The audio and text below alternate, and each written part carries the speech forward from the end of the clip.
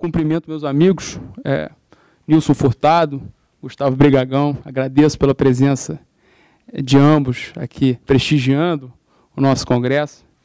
Nilson, eu lembro quando eu entrei aqui na Procuradoria, que ele era chefe da Procuradoria da Dívida Ativa, que revela a diferença de idade entre nós.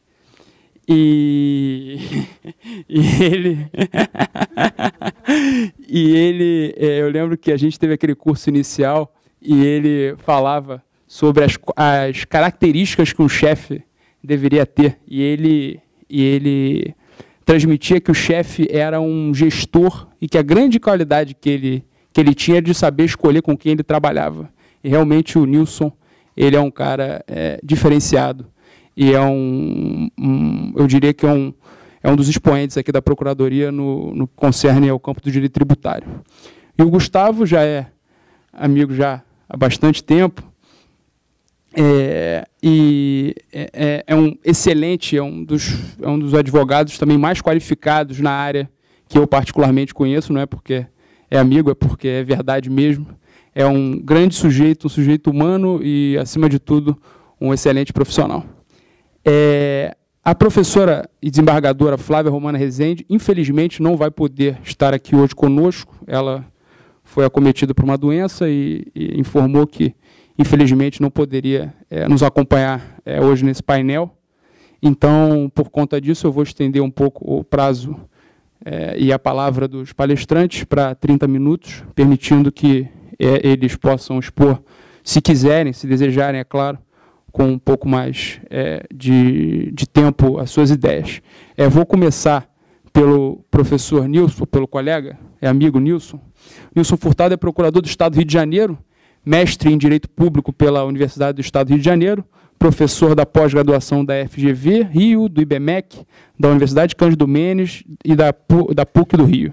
Exerceu os cargos de analista tributário da Receita Federal, procurador do INSS, procurador da Fazenda Nacional, bem como exerceu os cargos de comissão de chefe da Dívida Ativa do Estado do Rio de Janeiro, subsecretário jurídico da Secretaria de Estado de Fazenda. Ele atualmente é o procurador-chefe da Procuradoria Tributária aqui da PGE. Nilson, a palavra é sua. Muito obrigado, doutor Rafael. Queria dizer, primeiramente, que é uma honra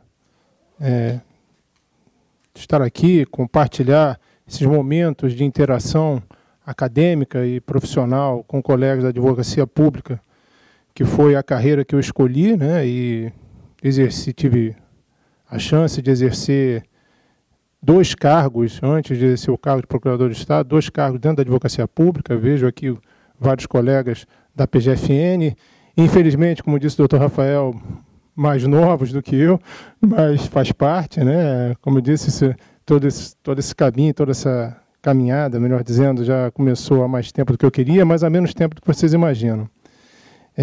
Queria dizer também que agradeço muitíssimo os componentes da coordenação científica, o doutor Rafael, o doutor Alonso, que são diretos colegas, o doutor Daniel Ávila, da PGFN, que também conheço, um direto amigo, e dizer que eles, embora eu esteja agradecendo, eles me colocam numa situação extremamente difícil, né? Depois de 3 excelentes palestras da doutora Priscila, com uma profundidade acadêmica e de dados expressiva, do professor Daniel Geotti e do professor Gustavo Fossati, que trouxeram todo um conhecimento atualizadíssimo na parte acadêmica, né, trazendo questões interessantíssimas, né, e me coloco antes do doutor Gustavo Brigagão, né, que é um dos maiores expoentes da advocacia e da academia tributária. Eu ia dizer fluminense, mas eu prefiro dizer do Estado do Rio de Janeiro, né, porque, por razões óbvias, mas é um dos maiores expoentes, e eu fico no meio aí, né, tendo que passar alguma coisa. E o mais interessante é o tema, né, tributos não cumulativos, que é, sim, um mundo com milhares de coisas para dizer. E aí eu queria, já, após fazer o agradecimento e o devido endereçamento, eu queria dizer que eu optei, né, já conscientemente eu optei por tentar fazer uma exposição sucinta, trazendo alguns dados históricos, né, só para nós contextualizarmos a não cumulatividade, né, na seara tributária, já na certeza que o doutor Gustavo vai trazer, pela sua imensa experiência na tributação, nas várias esferas federativas, vai trazer colocações importantíssimas sobre vários casos, e eu queria, então, meio que conseguir conciliar essa questão histórica, claro, introduzindo aí algumas situações problema, mas que com certeza, né, como uma introdução à explanação do doutor Gustavo. Bem, eu coloco então aqui, né, tributos não cumulativos, problema ou solução, né? E aí, analisando a história da tributação sobre os atos de comércio, né, embora os atos de comércio venham sendo tributados há muito tempo, né, a partir do início do século XVI, né, e século XVII, principalmente por causa da expansão ultramarina, há um crescimento muito acelerado das relações comerciais e começam a ganhar forma, ou ganhar mais peso, ganhar mais corpo, né, os tributos sobre atos de comércio. Notadamente, eu queria chamar a atenção que foi muito utilizada a tributação, como ainda né, a tributação sobre certos consumos específicos, cujos nomes variam conforme o idioma escolhido, excises, né, CISAs em Portugal também, em que havia escolha de incidência sobre determinadas mercadorias de grande circulação e normalmente de alto valor. Então, chá, gin na Inglaterra, tabaco, entre outros. Então, havia essa tributação seletiva, né, e também a tributação sobre comércio exterior. Né. Claro que a composição variava conforme o estado da época. Tá?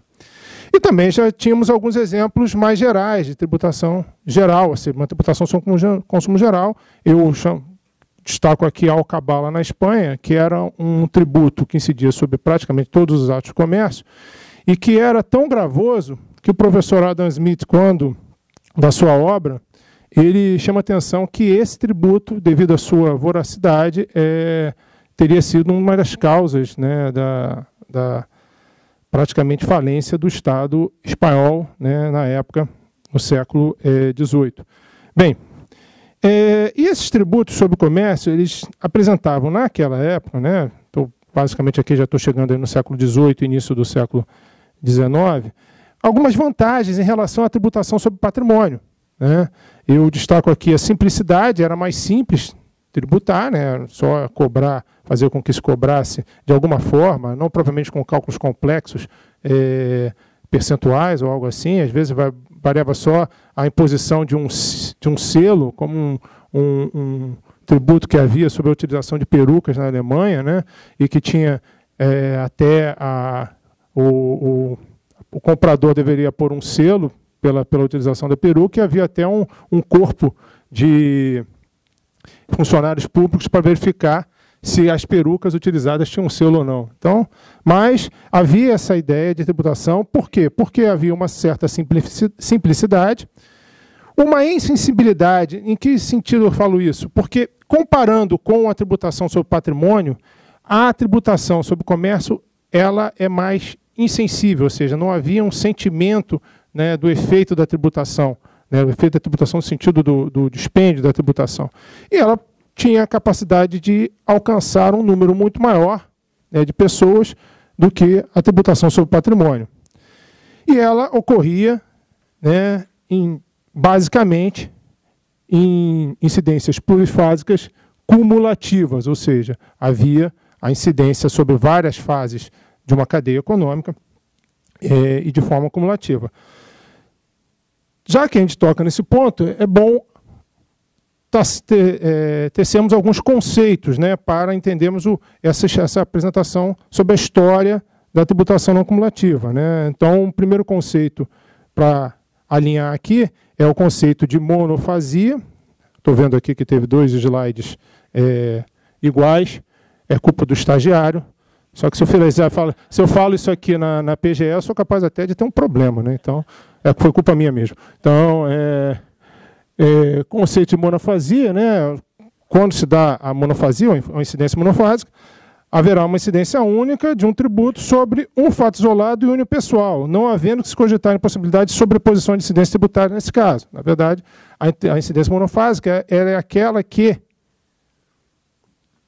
ela se dá única e exclusivamente, não exatamente uma etapa da cadeia econômica, porque é exatamente isso que eu quero chamar a atenção. A existência da cadeia econômica é indiferente. A incidência monofásica é isso. Ela, como monofasia, assim, ela é indiferente para fins de efeitos econômicos. Estou querendo chamar a atenção aqui, não exatamente quando eu tenho uma cadeia econômica e há a escolha de uma incidência monofásica, mas monofasia como aquelas incidências que é indiferente você ter uma cadeia econômica ou não. Um exemplo, a CPMF. O que importa é o fato gerador da movimentação financeira, independente de se aquilo ali vai ocorrer repetidamente ou não, o que interessa é aquilo. Em contraposição à plurifasia, né, incidência plurifásica, quando dentro de um ciclo econômico há diversas operações que podem ensejar a concretização do fato gerador de um mesmo tributo ao longo de suas múltiplas etapas. Então, o que eu queria chamar a atenção aqui, nessa distinção, é justamente que, para haver uma incidência plurifásica, precisamos falar de um tributo que incida sobre as várias etapas de uma cadeia econômica, assim entendido como desde do início da produção do mais simples insumo até a alienação de uma mercadoria ao seu consumidor final. E cumulatividade, né? Quando nós falamos de cobranças sucessivas da mesma exação ao longo de um processo de produção e circulação de bens ou prestação de serviço, né? A gente entende aqui a incidência cumulativa, quando nessa cadeia econômica, ou seja, dentro de uma plurifasia, eu tenho a incidência do mesmo tributo sem que seja possível, né, eu abater o que foi pago na etapa anterior. Tá? Bem, feito isso então, ao longo, principalmente do século XIX, né, vai-se percebendo alguns problemas da cumulatividade. Apesar daquela avaliação inicial, daquela impressão de simplicidade em relação aos tributos sobre patrimônio, né, com principalmente a evolução da sociedade por conta da Revolução Industrial, começa-se a observar que a cumulatividade tem uma série de problemas, né? E eu destaco aqui a verticalização dos agentes econômicos, ou seja, se eu tenho incidência em várias etapas da mesma cadeia econômica, né, independente do que aconteceu na etapa anterior, é muito melhor eu colocar várias etapas num contribuinte só, né, verticalizo isso, e por conta dessa operação eu vou pagar uma etapa só. A discriminação tributária, né, até para fazer uma verticalização, muitas vezes é preciso uma certa escala, né, é preciso o que vai ser possível a grandes contribuintes, em detrimento de pequenos contribuintes que terão, muitas vezes, que passar por várias etapas e, com isso, pagar mais imposto. Impossibilidade de efetiva desoneração das exportações, né, porque vai, até mesmo para saber quanto que é o valor desse tributo que é incidente na cadeia econômica e que vai ser, ao final, exportado, né, por conta da quantidade de etapas anteriores, fica praticamente impossível a desoneração das exportações. O ferimento da isonomia na tributação dos bens importados, né, porque fica impossível você equiparar o bem importado ou tributar o bem importado, porque você não sabe quantas etapas, né, aquele bem importado vai passar após o ingresso no território nacional. A falta de transparência, né, porque muitas vezes também fica impossível você acompanhar todas as etapas e saber o que foi realmente arrecadado.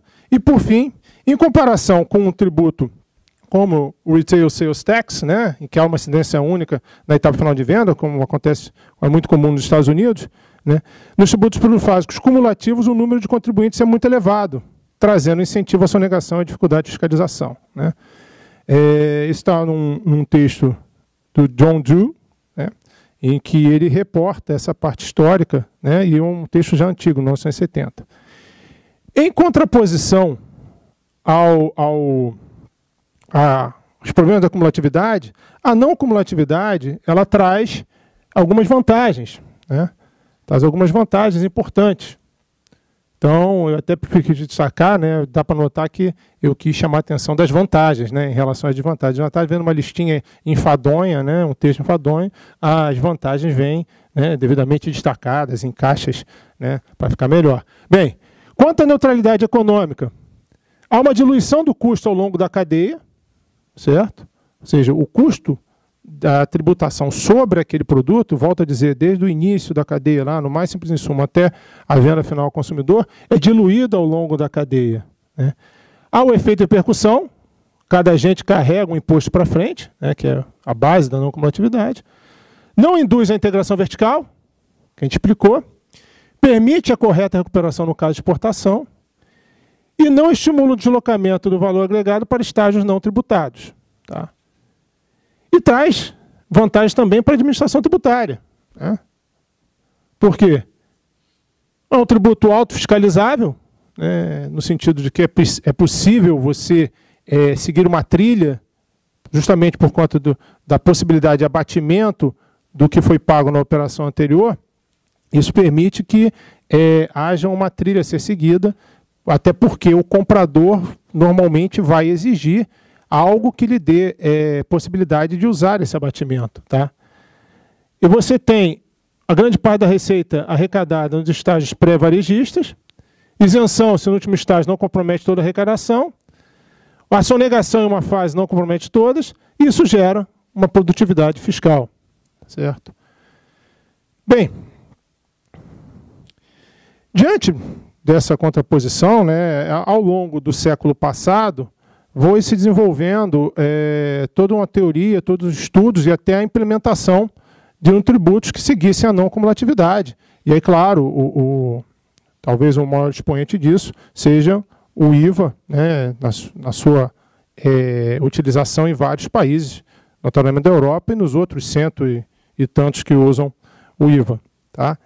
E aí eu destaco só a questão histórica, rápida, né, que acho que a grande elaboração teórica começa com o industrial alemão, von Siemens, embora os compêndios também relatem que há uma discussão, né, tudo em direito tem que ter discussão, né, tem uma discussão sobre a paternidade do IVA, né, há quem diga que não seria o von Siemens, mas digamos que foi um reconhecido estudo desse industrial, preocupado com a recuperação recuperação da Alemanha no pós-Primeira Guerra, enxergando que as desvantagens da cumulatividade e as vantagens da não cumulatividade possibilitariam aí uma melhor recuperação econômica, tá? E na França, né, um agente fiscal, inspetor de finanças, Maurice Loret, que lança as bases do que posteriormente seria o primeiro tributo que adota essa proposta de não cumulatividade, se não o primeiro efetivamente, mas o mais conhecido, né? A primeira experiência mais conhecida, que é a taxa francesa, né? E que começa em 54, ainda de maneira pequena, depois foi sendo tendo ampliado a sua abrangência, a ponto também que a própria comunidade europeia passa a adotar como diretriz, a adoção da não cumulatividade e do IVA.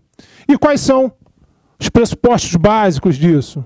A plurifasia, né, e o direito a abatimento do tributo cobrado nas operações anteriores, como forma de alcançar essa não cumulatividade.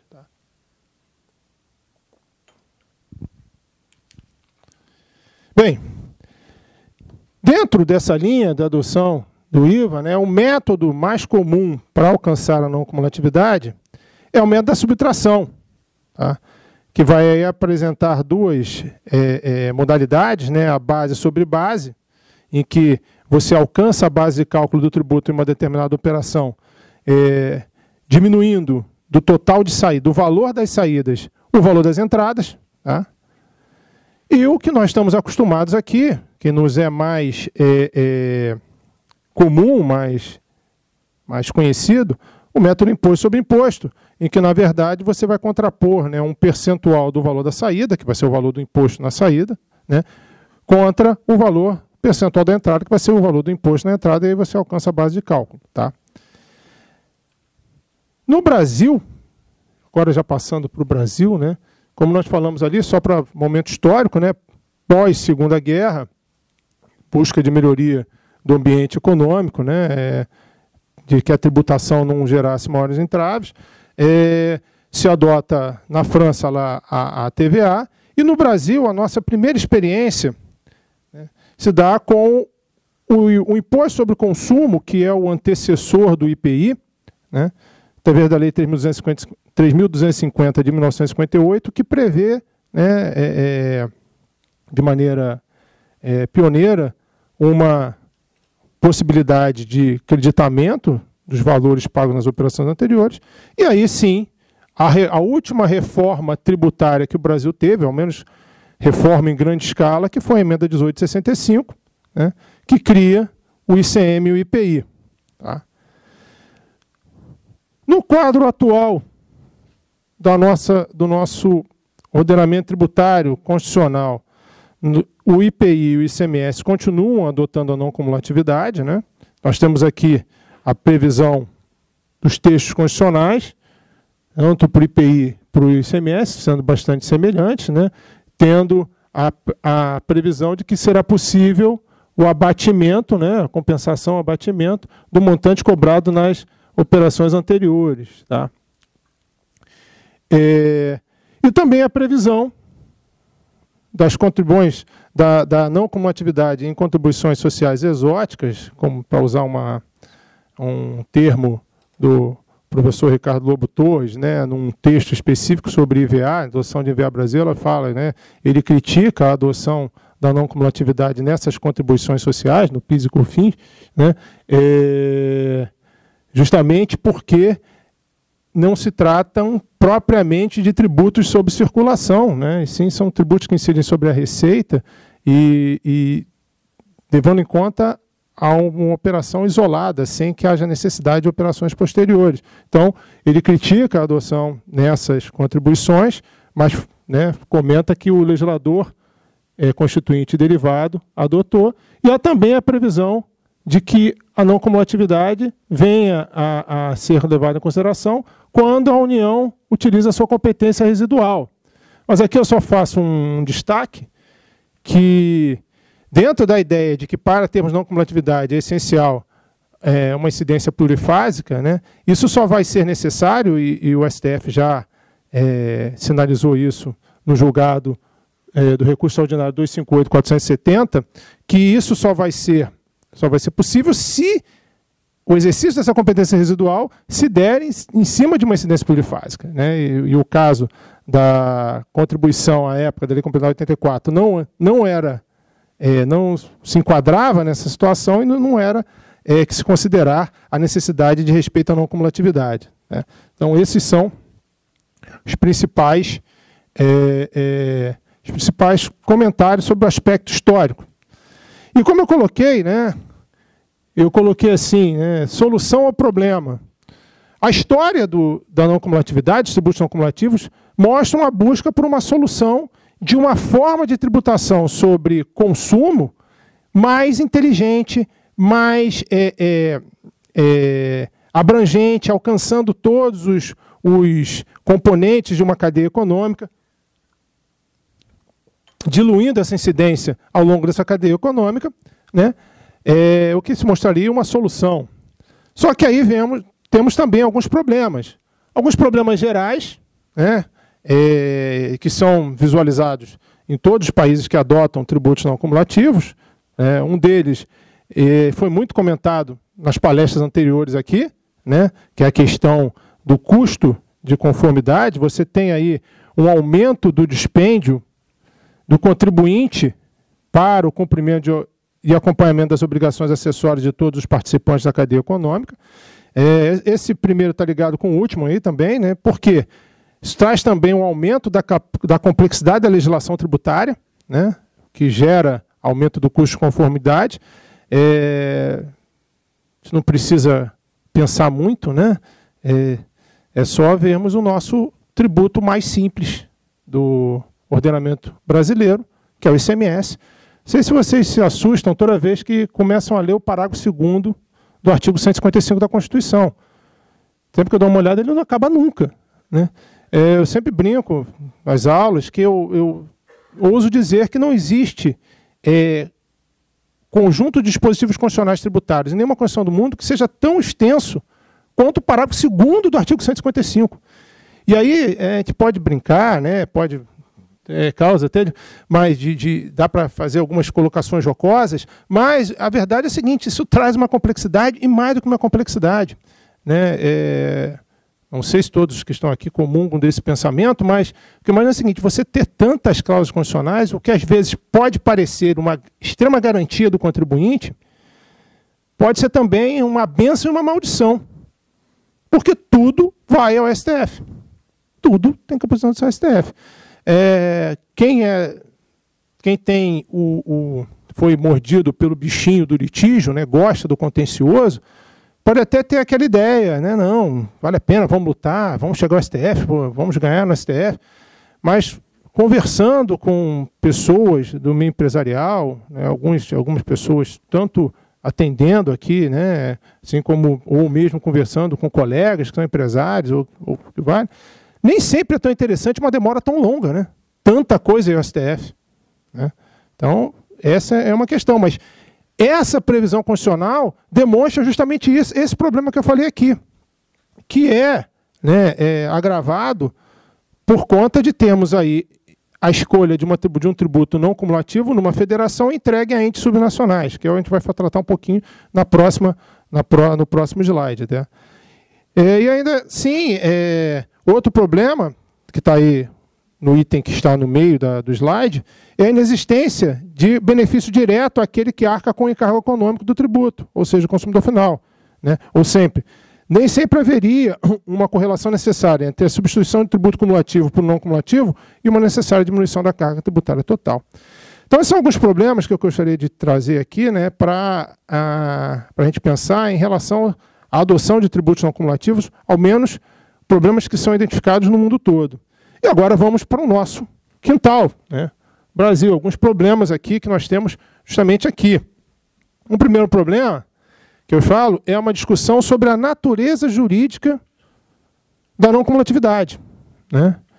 Há divergências, claro, a maioria da doutrina e a jurisprudência entende como princípio, mas apesar da jurisprudência citar como princípio, né, há uma grande discussão se ela aplica a previsão constitucional como se princípio fosse, né? E isso vai dizer diretamente com problemas relativos ao delineamento infraconstitucional do creditamento. Nós temos aí milhares de discussões sobre a possibilidade ou qual é a extensão da lei complementar ao tratar do direito de creditamento no ICMS ou no IPI, né?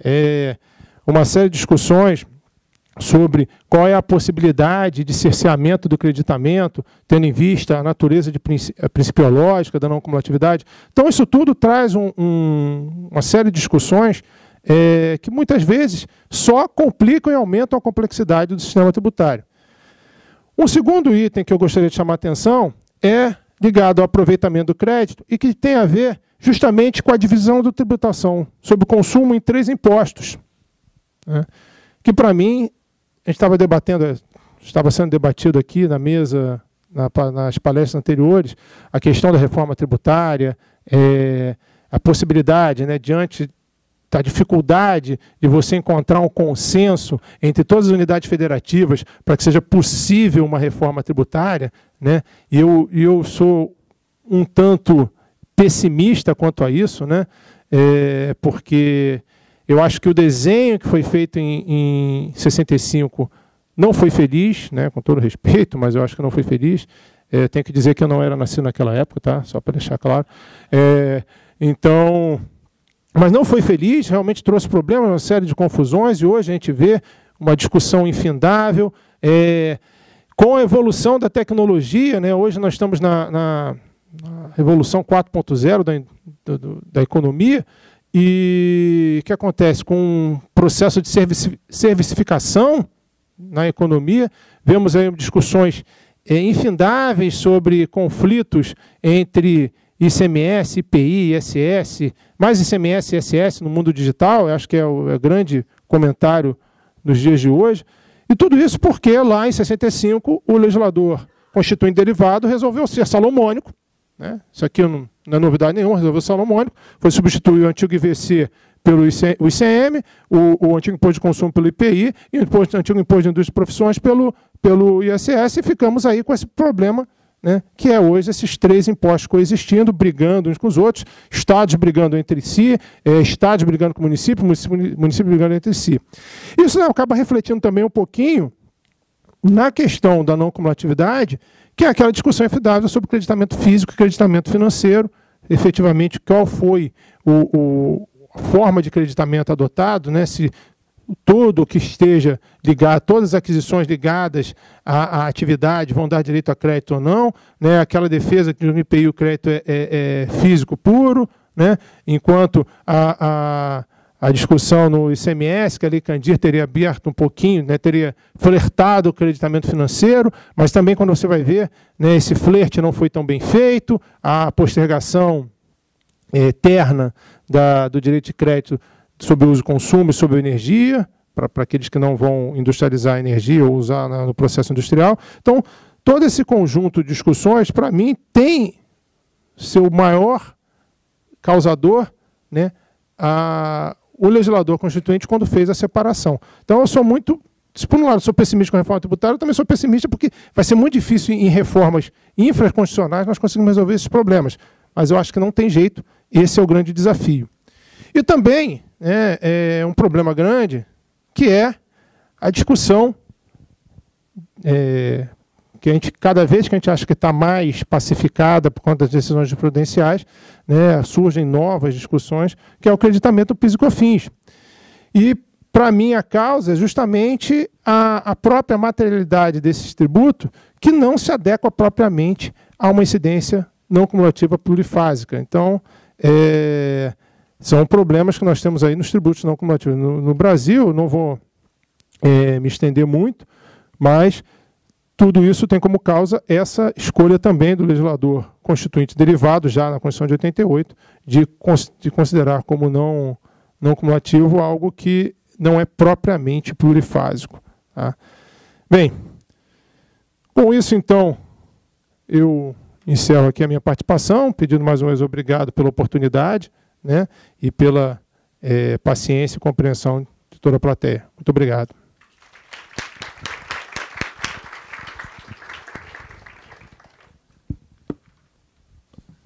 Obrigado, Nilson, pela palestra esclarecedora, pela essa digressão no aspecto histórico dos tributos não cumulativos, também pela exposição sobre os possíveis conflitos de competência aí na economia do mundo digital do porvir, né? E passo sem delongas, esse é o do atual, né? Não mais do porvir. E sem delongas eu passo a palavra ao Gustavo Brigagão. Gustavo, ele é presidente da Associação Brasileira de Direito Financeiro, é presidente da Câmara Britânica no Rio de Janeiro, é membro do Executive Committee e General Counsel da International Fiscal Association, é diretor de Relações Institucionais do Centro de Estudos das Sociedades de Advogados, diretor da Federação das Câmaras de Comércio do Exterior, professor de Direito Tributário da pós-graduação da FGV Rio e sócio do escritório Brigagão Duque Estrada Advogados. Gustavo, a palavra é sua.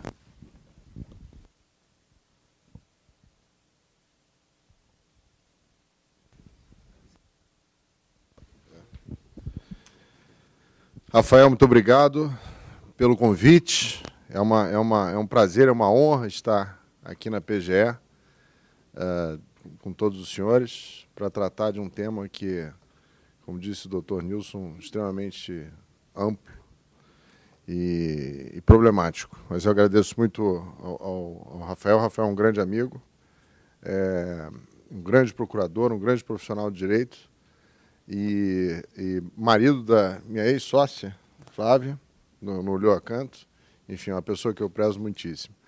E o doutor Nilson Furtado é também um ex-adverso que me honra muito com a inteligência da sua linha de argumentação, toda vez que eu tenho que enfrentá-lo no Conselho de Contribuintes e nas discussões que nós temos. Enfim, ele fez uma explanação que vai me ajudar muito aqui, porque foi de uma perfeição absoluta no que diz respeito ao histórico e às principais características da não cumulatividade. Bom, como ele bem disse, a não cumulatividade ela pressupõe uma cadeia multifásica, não existe, não há que se falar no princípio da não cumulatividade se nós estivermos diante de uma única incidência que seja pontual. É necessário que haja, efetivamente, uma multifasia. A não cumulatividade ela surgiu, exatamente como ele demonstrou, em meados do século passado, com a ideia que veio do Siemens, né, no início do século, mas depois efetivamente adaptada por Maurice Loret, na França, em que se criou uma tributação que se permitia que, independentemente do número de elos que houvesse nessa cadeia, em razão da técnica da não cumulatividade, essa técnica ela permitiria que houvesse uma neutralidade da tributação. Independentemente da quantidade de elos nessa cadeia, haveria uma única incidência, como se houvesse uma única incidência na última fase dessa corrente. Exatamente para evitar a verticalização a que ele se referiu. Porque se eu tenho vários elos, todos tributados em cumulatividade, de forma cumulativa, obviamente que eu vou me interessar por transformar todos esses elos num elo só, numa fase só, de forma a sofrer uma incidência só. Isso é ruim para a economia, é o oposto do que se quer, mas não é só isso que a cumulatividade causa. Se eu tenho uma situação que eu não tenho como fazer essa verticalização, a quantidade de incidências que haverá, ela necessariamente vai aumentar o custo da mercadoria, aumentar o preço, gerar inflação, enfim, todos os danos da economia. Surgiu aqui no Brasil, exatamente no imposto sobre o consumo, era sobre orivesaria, não é isso? Produtos de orivesaria, relógios e... Tinha uma certa seleção, não era gente como se eles estivessem testando a não cumulatividade. Deixa eu tributar esse produto aqui para ver como é que vai funcionar. E aí depois ela teve uma abrangência maior ainda sobre o imposto sobre o consumo, quando veio a Emenda Constitucional 18, de 65, e fez com que 2 tributos se tornassem não cumulativos, que foram o IPI e o antigo ICM. Essa foi o início de onde surgiu a fonte original da não cumulatividade no direito brasileiro. A não cumulatividade, toda vez que eu penso em não cumulatividade, eu me lembro de uma oportunidade que eu tive de conhecer o professor Geraldo Ataliba, foi um dos maiores tributaristas que esse país teve, e eu fui sócio do escritório Olhou a Canto por 33 anos. E eu era recém-formado quando eu tive o prazer de conhecer o professor Geraldo Ataliba numa visita que ele fez ao escritório, visitando Gilberto de Olhou a Canto e Condorcet Rezende. E eu me lembro que, nesse encontro, 2 coisas me marcaram muito. A primeira delas foi que ele pediu um cafezinho e colocou um pedaço de gelo no cafezinho dele. Eu fiquei olhando aquilo assim. E a segunda coisa, que nunca mais me saiu da cabeça, foi o comentário que ele fez sobre não cumulatividade. Ele fez essa explicação toda que nós nos referimos aqui, da necessidade de que haja a possibilidade de um creditamento amplo em cada elo, de forma que se permita que, efetivamente, somente o valor que se agregue em cada um desses elos seja tributado. Fazendo referência a isso, ele disse: todos os produtos, todas as mercadorias que tenham sido adquiridas por um estabelecimento que seja contribuinte do IPI ou do ICM, todos esses produtos deverão gerar crédito para o contribuinte do produto que ele é obrigado a pagar. Então, se ele é devedor do IPI, e os produtos que ele adquiriu, qualquer que seja ele, qualquer que seja a finalidade dele, se tiver sofrido a incidência do IPI, isso tem que servir, esse valor tem que servir de crédito para que seja abatido do IPI que ele vai pagar no final de um período. A mesma coisa em relação ao ICM antigo. Isso me marcou muito. Mas não foi essa a trajetória que nem o IPI, nem o ICM seguiram desde o seu nascimento com a Constituição Federal, com a modificação da Constituição, ainda de 46, com a emenda constitucional número 18 de 65. Foram várias ele nasceu cristalino, mas foram várias as modificações que a não cumulatividade foi sofrendo, que impediram que ela tivesse essa natureza cristalina que o professor Geraldo Ataliba se referia. Eu dividi aqui a minha apresentação em 4 tópicos. O primeiro deles de uma demonstração do qual é o nosso sistema tributário no que diz respeito à não cumulatividade. O segundo são as distorções da legislação infraconstitucional no que diz respeito à não cumulatividade. Quais foram as distorções que essa legislação infraconstitucional trouxe para o direito tributário? Depois, as oscilações jurisprudenciais, a que o Dr. Nilson se referiu. E, por fim, a tão falada reforma tributária. Vamos ao sistema tributário nacional. A emenda constitucional 1865 ela separou um capítulo destinado ao direito tributário na Constituição e deu um nome a ele, de Sistema Tributário, Sistema Constitucional Tributário Brasileiro. O que é um sistema? O que se pressupõe na existência de um sistema? Que existam normas que interajam, normas que possibilitem a interpretação de conceitos de forma iterativa. Que eu possa saber que um conceito que seja aplicado sob um determinado enfoque, aquele conceito será adotado em relação a outros enfoques que possam ser dados pelos elementos desse próprio sistema. Mas foi isso que aconteceu? Acho que o sistema tributário nacional, acho que a não cumulatividade é um bom exemplo da demonstração de que nós não temos um sistema.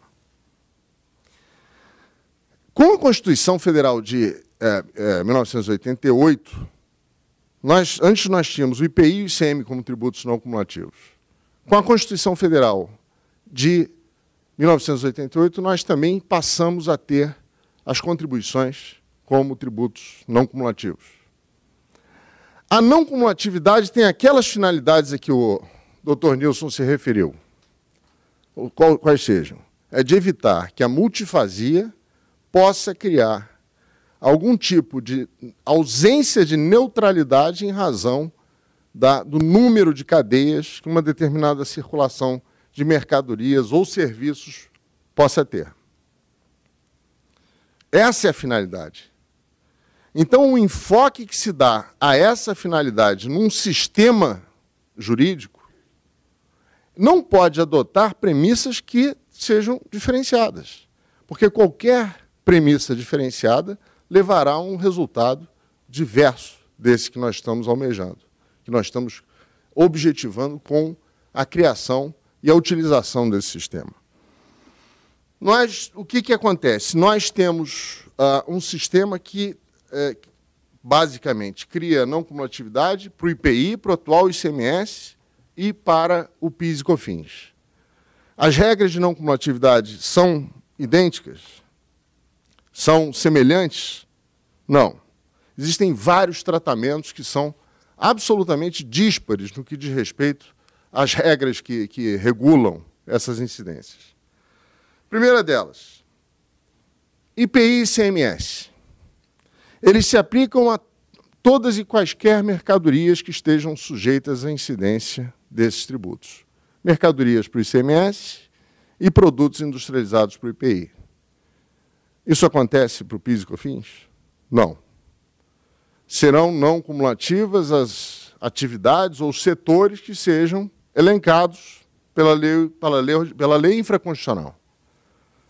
Então, não existe essa abrangência que existe para a não cumulatividade no IPI e ICMS, ela não existe para o PIS e COFINS. Como se todos os itens que não fossem elencados por essa legislação infraconstitucional, se houvesse essa incidência em cascata, como se ela não gerasse aqueles efeitos odiosos que acabam ocorrendo quando há acumulatividade em relação a essas mercadorias que não estão elencadas na legislação infraconstitucional. A segunda disparidade, tratamento diferenciado em relação à aquisição de bens do ativo permanente. Para o ICMS é possível, para o PIS/COFINS é possível, para o IPI não. Qual é a razão disso?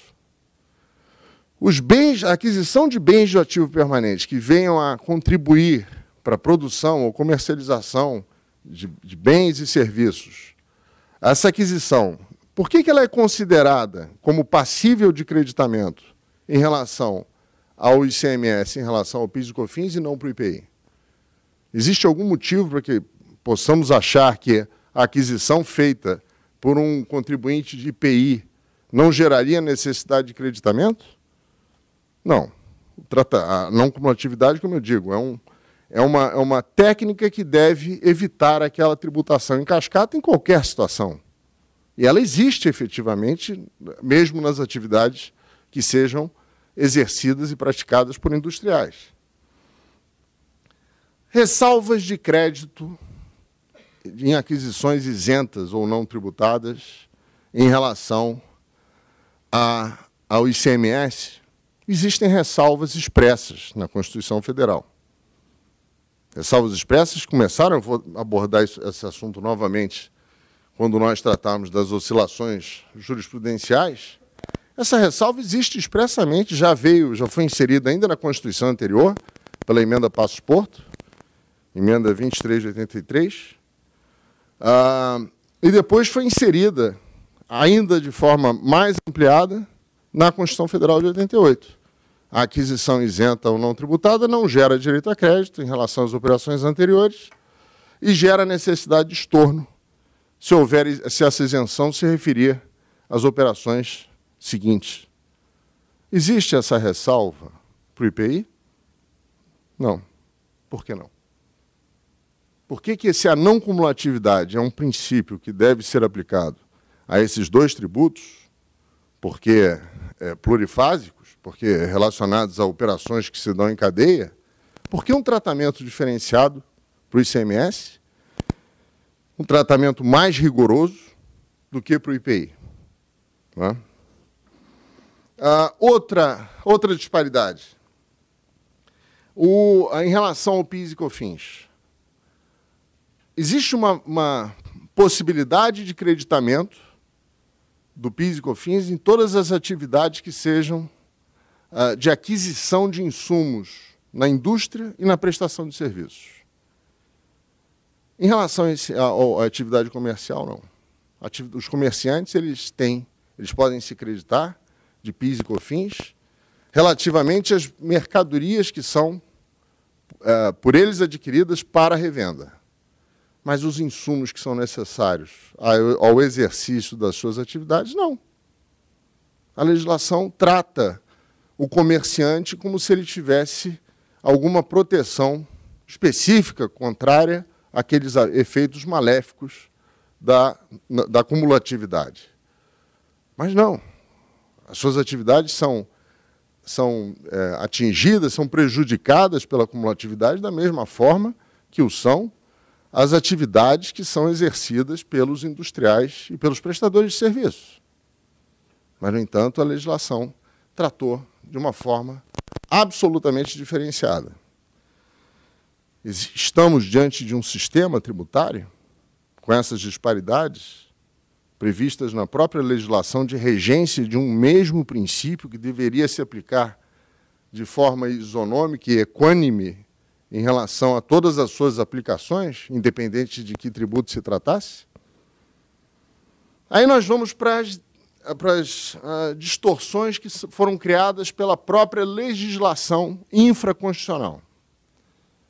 Reparem que houve, a meu ver, uma distorção a que eu me referi em nível constitucional quando se criou obstáculos para o creditamento do ICMS que não foram repetidos para o IPI, que são os de aquisições e vendas isentas. Mas eu acho que o tratamento da não cumulatividade, houve outra disparidade também quando se determinou que para o PIS e COFINS, somente as atividades e setores que seriam não cumulativos seriam definidos pela legislação infraconstitucional. E para o IPI e para o ICMS, não. Haveria uma generalidade. Exceto essas duas discrepâncias, a não cumulatividade, no que diz respeito ao seu fundamento constitucional, ela é equânime, ela é aplicada da mesma forma em relação ao IPI, ICMS e PIS e COFINS. Quando nós vamos para a legislação infraconstitucional, aí o legislador cria uma série de outros obstáculos que não estariam previstos na Constituição e que acabam por desfazer toda aquela proteção que a técnica da não cumulatividade quis propiciar. Vou dar para os senhores alguns exemplos. Da Lei Complementar 87, porque eu acredito que os senhores estejam mais afeitos aqui em função da casa em que eu estou. Né? Primeira delas. A primeira delas foi em relação à aquisição do ativo permanente, que anteriormente havia a possibilidade de um creditamento full na aquisição do bem, e depois, em função de uma novidade legislativa criada aqui no Rio de Janeiro, determinou-se que o percentual de creditamento teria que ser de 1,48. Isso acabou sendo levado à lei complementar. Então, já se criou aqui um obstáculo à utilização integral, a possibilidade de creditamento integral na aquisição de bens do ativo permanente. Depois, bens de uso e consumo. Os bens de uso e consumo são, sim, creditáveis. Só que a possibilidade de se lançar esses créditos vem sendo postergada desde a criação da Lei Complementar 87, por várias outras leis complementares, e a última postergação leva a possibilidade desse creditamento para 2020. E eu sou capaz de apostar com qualquer um dos senhores que haverá uma outra lei complementar que postergará isso mais uma vez, mais duas vezes e de forma indefinida, até que haja a nossa reforma tributária. A mesma coisa em relação aos créditos relativos a serviços de comunicação, postergados também para 2020. Energia elétrica. A energia elétrica é o que me causa maior perplexidade. Aquele caso, que aliás envolveu o Estado do Rio de Janeiro, que provavelmente decorreu da excelência dos serviços prestados pela Procuradoria do Estado, que, numa discussão relacionada à aquisição de energia elétrica pela CIA, que é um estabelecimento comerciante. E entendeu-se que ali a energia elétrica para o comércio ela não geraria crédito. Na Lei Complementar 87, o crédito de energia elétrica também foi postergado para 2020, exceto nas revendas da própria energia elétrica ou se ela viesse a ser utilizada na industrialização.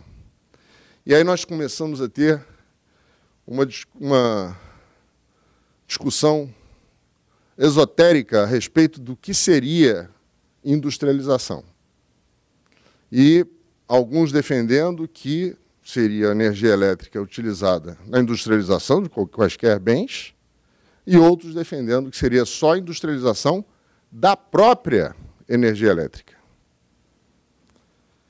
Mas isso eu não vou entrar nessa discussão. Atividades alheias, créditos que sejam relacionados a aquisições alheias à atividade do estabelecimento. Isso aqui eu acho que é uma restrição que não chega a ser uma restrição. Acho que é uma atividade que seja alheia, apesar disso ferir o que dizia Geraldo Ataliba naquele almoço a quem me referi há pouco.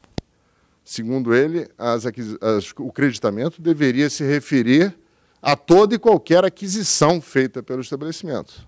Incidiu IPI, ou incidiu naquela época o ICM, ele deveria gerar um crédito.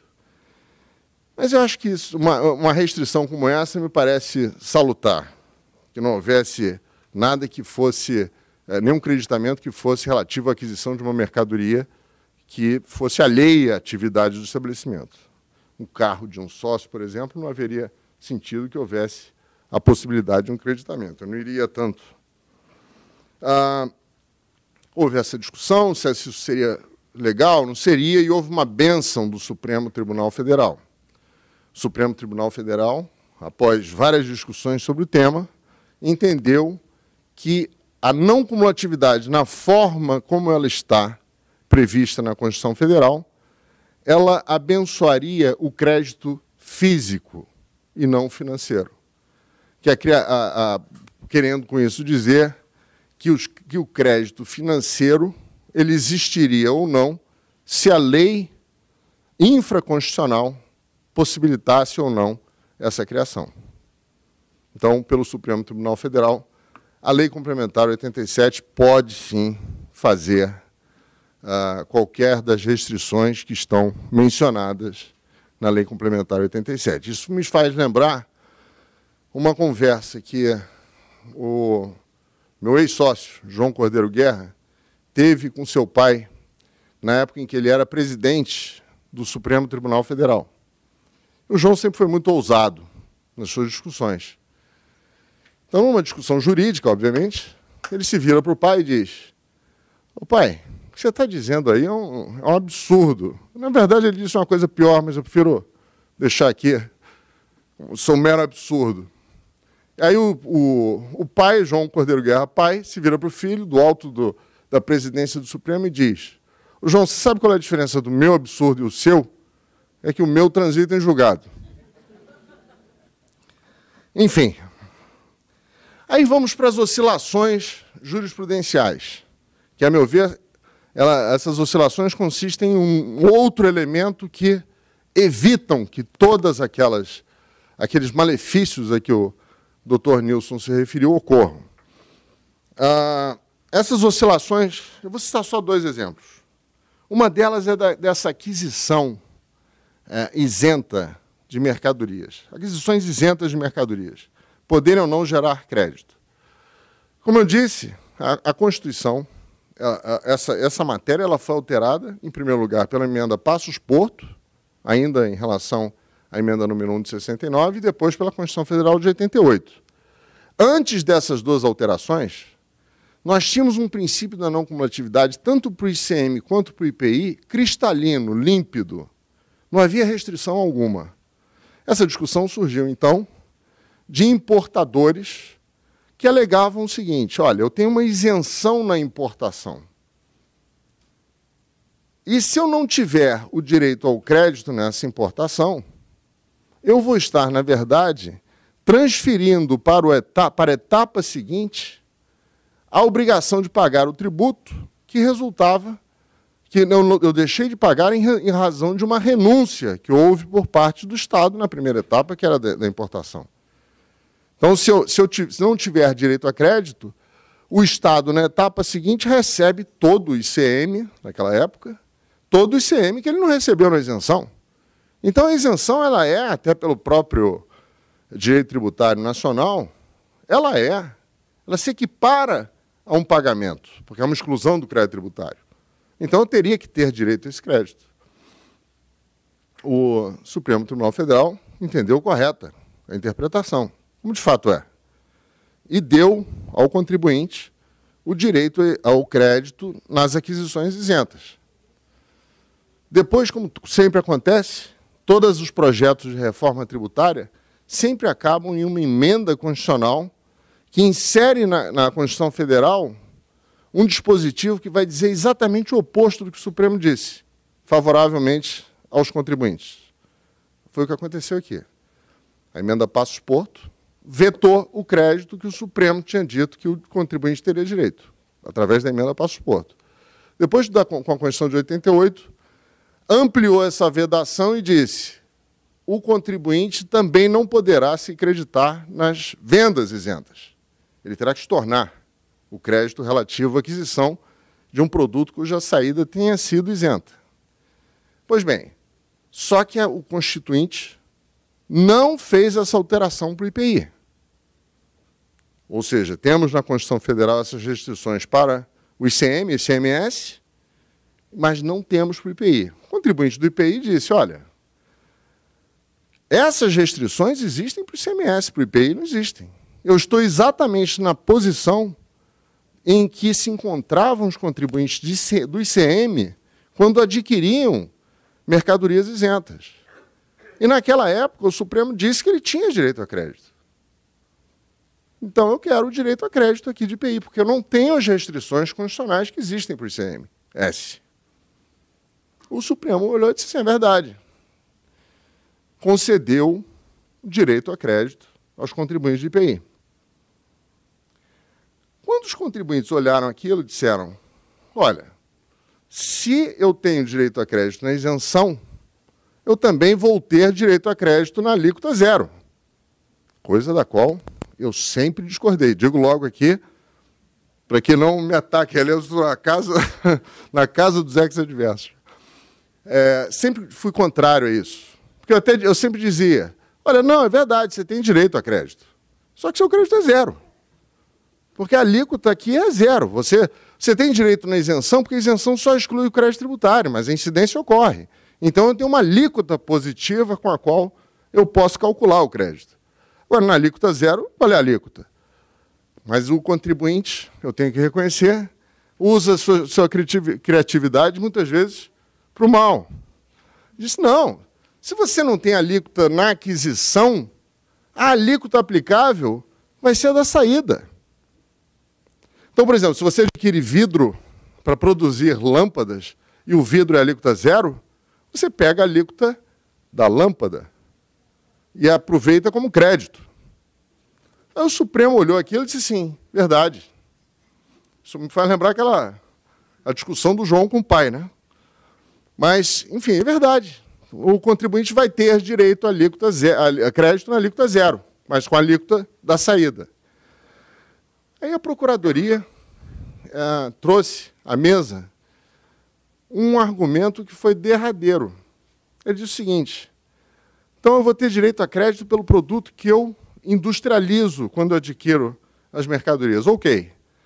Então vamos imaginar a seguinte situação: eu adquiro papel. 50% desse papel eu vou utilizar na industrialização de cadernos escolares. E outros 50% para a fabricação de cigarros. O caderno é produto da cesta básica. Tem uma alíquota mínima, sei lá, 7%, deve ser. Então, eu vou ter direito a crédito em 50% dos papéis de 7%. Para o cigarro, que é um produto que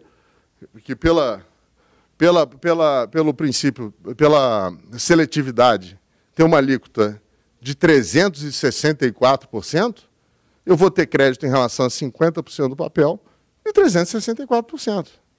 Ou seja, com isso, eu estarei incentivando algo que o governo quer reprimir. Aí o Supremo Tribunal Federal, os ministros do Supremo Tribunal Federal, se entreolharam e disseram: é verdade, talvez nós não estejamos certos aqui. Cassaram a decisão, voltaram à jurisprudência. E se animaram. Voltaram e mudaram a decisão também em relação à isenção, que estava correta. Ou seja, a jurisprudência fez isso. E a discussão praticamente está encerrada, ela existe somente em relação às aquisições da Zona Franca de Manaus, mas o fato é que o contribuinte experimentou todos os sabores e dissabores de ter e não ter crédito em relação a essas operações pela oscilação jurisprudencial. O mesmo ocorreu em relação às aquisições de insumos em relação ao PIS/COFINS. A possibilidade de creditamento em insumos, porque esse era um conceito que não estava pré-determinado pela legislação. Houve 3 etapas, 3 fases da jurisprudência administrativa e judicial. Uma primeira etapa em que se considerou que insumos, a possibilidade de creditamento em relação à aquisição de insumos, deveria seguir a legislação do IPI, que é extremamente restrita. Ela exige que o insumo seja integrado e seja utilizado no processo produtivo da mercadoria. Ou seja, existe a necessidade de uma vinculação física do insumo ao produto industrializado. Essa era uma fase bastante severa dos julgadores, tanto administrativos quanto do Poder Judiciário. Depois veio uma segunda fase em que migrou-se da restrição absoluta à liberdade absoluta. Não, o contribuinte vai poder se creditar em relação a todas as aquisições de insumos que sejam passíveis de dedução para fins do imposto de renda. Então, levou-se para um outro caminho, o contribuinte foi nessa onda e começou a se creditar de absolutamente tudo. Quando se chega numa fase intermediária, em que se considerou, inclusive por uma decisão recente do STJ, sobre o rito dos repetitivos, que a definição da possibilidade de creditamento ou não depende da relevância da participação do insumo no exercício da atividade do contribuinte.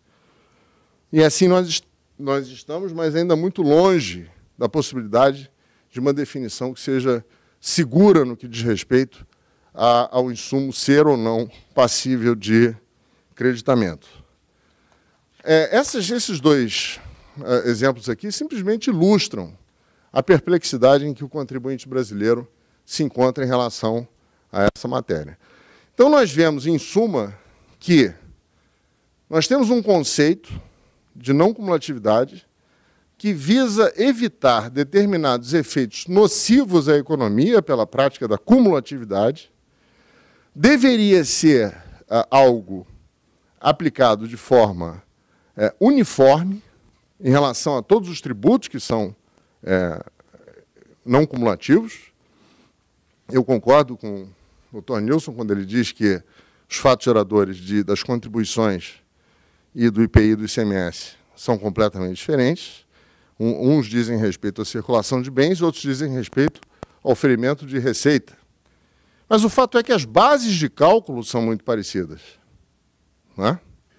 A receita. A receita nada mais é do que o somatório de todas as vendas que eu fiz num determinado período. Então, as bases de cálculo são muito semelhantes. E se o que se quer evitar é que uma receita auferida seja, em razão de uma aquisição feita, haja possibilidade de reincidência do imposto sobre uma mesma parcela dessa base, isso vai existir em relação ao IPI, ao ICMS, ao PIS e ao COFINS. Vai existir em todas essas situações. Não há que se aplicar esse princípio, essa técnica da não cumulatividade de forma diferenciada. Não é por aí que o carro deve ir. Não?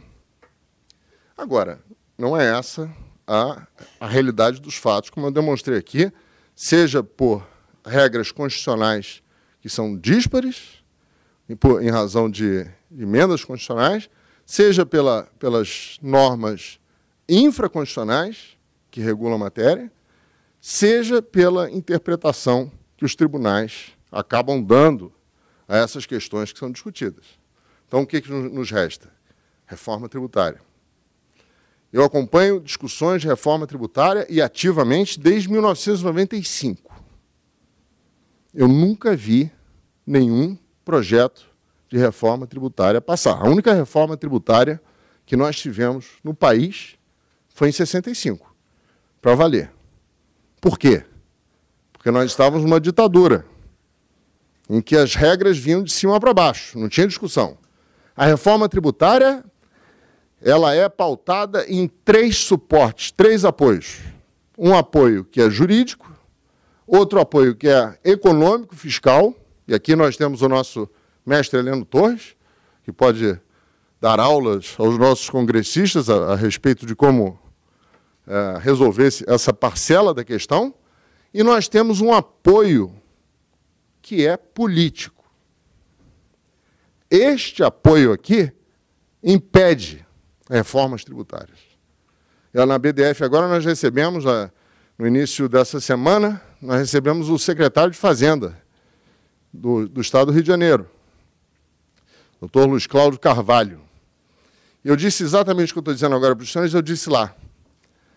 E disse assim, olha, a questão política é o grande problema. Por quê? Porque estados, municípios e a União Federal não querem perder poder. E o poder de tributário é um dos principais poderes da federação. E não querem também perder o poder de isentar, porque isso permite atrair investimentos, enfim. Então, quando se trata em projetos de reforma tributária da possibilidade da diminuição desse poder, aí entra a questão política.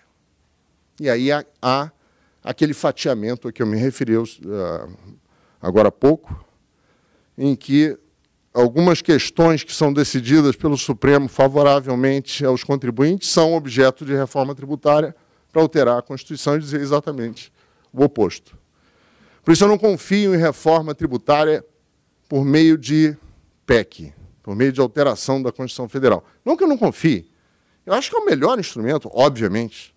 Eu sou favorável, óbvio que com algumas ressalvas, mas eu sou favorável a tudo que se propõe, tanto pela PEC do Raul, quanto pela PEC do Eurico, de Santi, com algumas ressalvas, obviamente. É correto. Acho que nosso sistema é anacrônico, nosso sistema é um sistema que é de 1965, quando as mercadorias circulavam fisicamente. As ligações telefônicas eram digitais, analógicas, desculpe. Eram analógicas. Era uma época em que as pesquisas eram feitas na Enciclopédia Britânica, ou então na Barça. É um mundo completamente diferente de hoje em dia. Você nem imagina, download já está ultrapassado.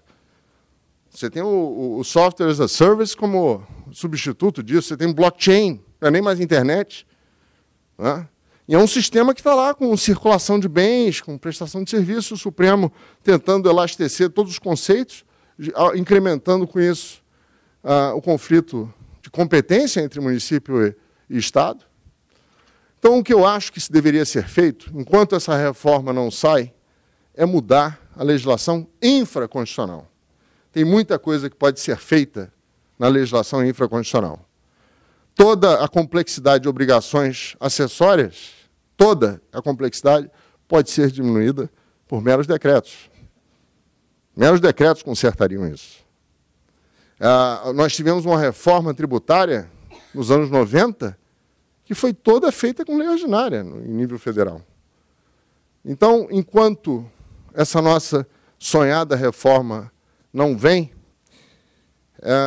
que nós nos debrucemos sobre essas questões a que eu me referi aqui, que sejam infraconstitucionais, e vamos tentar regulá-las por meio de leis que tenham um quórum de uma aprovação muito mais fácil. Muito obrigado.